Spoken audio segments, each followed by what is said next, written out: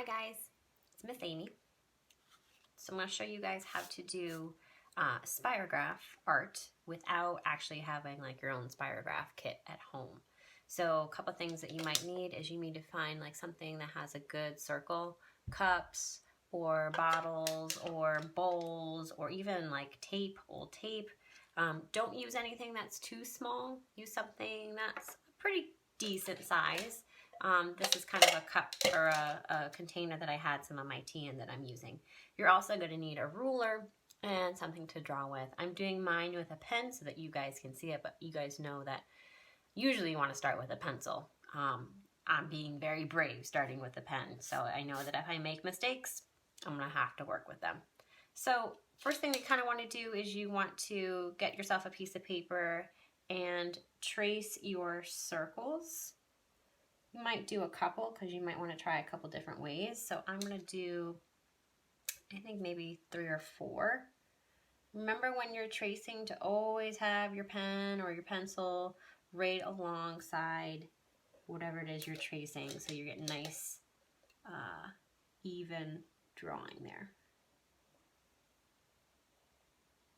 And make sure you're holding down your piece, whatever it is you're tracing, so that it doesn't move when you're drawing. Okay, so the first thing we're going to do is we're going to start to break up our circles into some points on our circle. So first thing we're going to do, and this is where your ruler comes in handy, you don't necessarily have to measure this, but you're going to kind of use it to eyeball it. So I'm going to use my ruler to kind of eyeball. Think of it almost like you're making a compass rose, you know, something that you see on the map that kind of shows north, south, east, and west. So what I'm going to do is I'm actually going to kind of split up my circle into 4 points. Can everybody kind of see that? So we have my north, south, east, and west. Okay. Then if you can, you're going to kind of either use your ruler or kind of on your eye to kind of eyeball about halfway in between each of those marks. And think of this as almost like your northeast, your southeast, your southwest, your northwest. So we have 8 points on here to start, okay? If you want to set up a couple of them with just 8 points, or if you want to, I'll set up this one also with 8 points.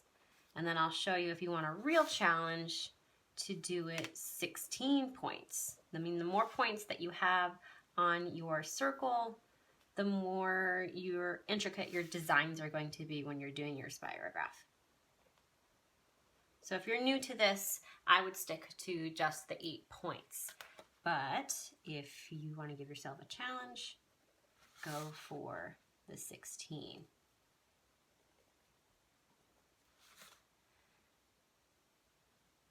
So for 16, you're doing the same thing that you would be for the 8, where you're breaking it up into 8 points. Your north, south, east, west, your east, northeast, southeast, southwest, northwest. But then in between each of these points, you're going to find the midway. So in between these 2 points, you can eyeball it here. So you're adding 8 more points to your circle.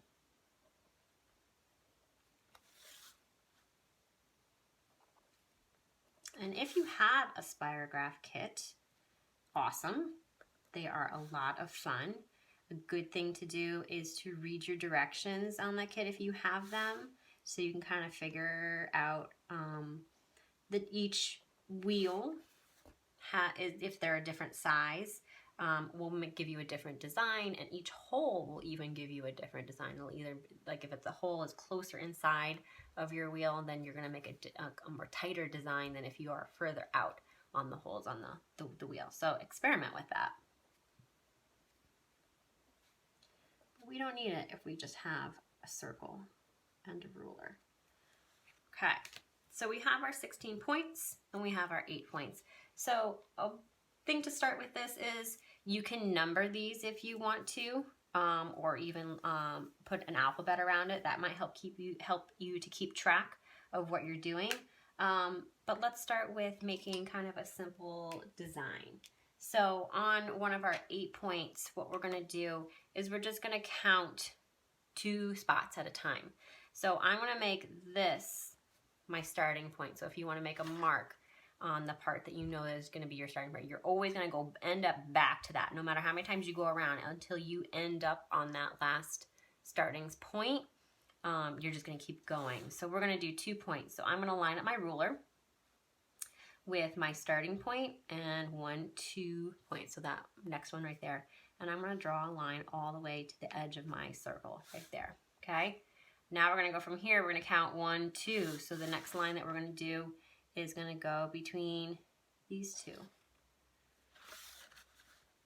And now I'm going to count 1, 2. So I'm going to go from this point, line up those 2 edges, make your line, and then as you can see, that last one ends up back at our starting point. So we just made a square from our 4 points. And that's a simple design. If you like that, then you can also try your other points. So if you want to go in and do that design maybe with the same color or another color pen or marker, you can do the same thing there.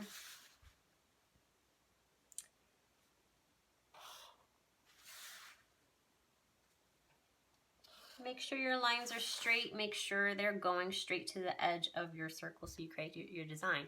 So we kind of made this kind of cool, simple design. So we can keep moving on to something like this. What happens if, and you can experiment with this, what if you go 3 steps at a time or 4 steps at a time? What is that going to look like? So let's try 3 steps now. Okay, so again, here's our starting point. We're going to go 1, 2, 3. So we're going to work up to this one. So I am going to trace that line. 1, 2, 3. You need to mark it so you remember which spot it is. Line up your edges. 1, 2, 3. Now you notice how this went right past our starting point, so we're not done yet. We're going to go around until we get right back to the beginning. 1, 2, 3.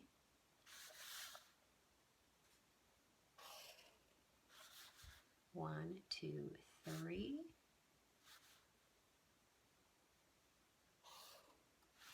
1, 2, 3.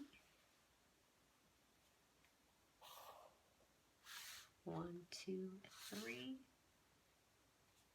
You can kind of see when a pattern's going to finish. 1, 2, 3. So from just doing, look at the difference between if we did 2 points at a time versus when we did 3 points at a time. So very different even doing that. So that's a simple one design. You can, from there, if you want to color this in and make it look really cool, go right ahead. It kind of almost looks like a stained glass window or something like that. Go ahead, have fun with that. Or maybe add another layer on top of it. You can decide how you want it. Maybe start at a different point and see if that changes.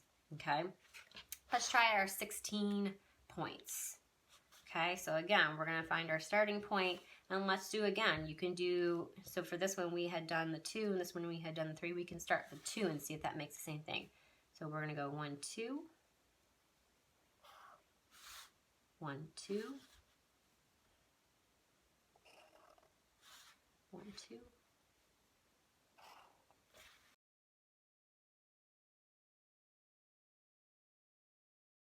Made a bit of an 1, 2, 3, 4, 5, 6, 7, 8, an octagon. We made an octagon just by doing that on the 16 points. Okay, so this was also 2 points with 8 points on the circle, and this was with 16 points. So you can get very different designs from that. Again, so we could do another drawing on the same one here if you'd like. So we could do the 3 points. What is 3 points going to look like? I'm going to change my color so you guys can see it a little bit better. And let's do 3 points. 1, 2, 3.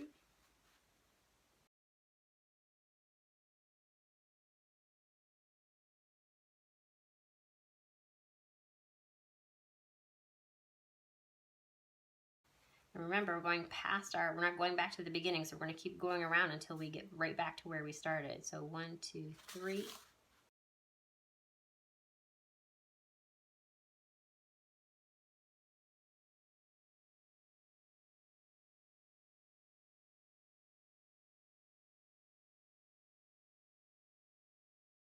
You can see it kind of created almost kind of like this crowny, thorny sort of thing.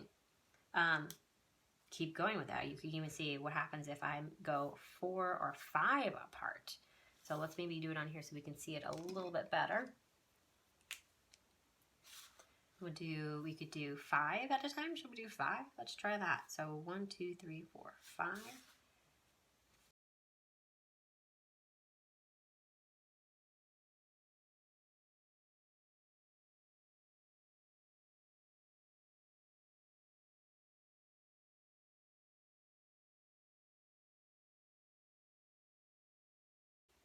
It looks like I missed. That was my 5. Something might have gone. Did I go wrong?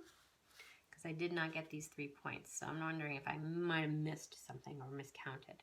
So you see, almost the same kind of like we started with here. We kind of went way across. So think about, is there a difference in the pattern when you use odd numbers like 1s or 3s or 5s or even 7s? Or is there a difference even with your even numbers, 2s, 4s, 6, 8? See if you can see a pattern in the numbers that you're using in your spaces. Again, you can overlap your designs if you did this in 5, and maybe instead of starting at this one, you start somewhere else and do 5, then you can try that. So instead, maybe we'll start with this one.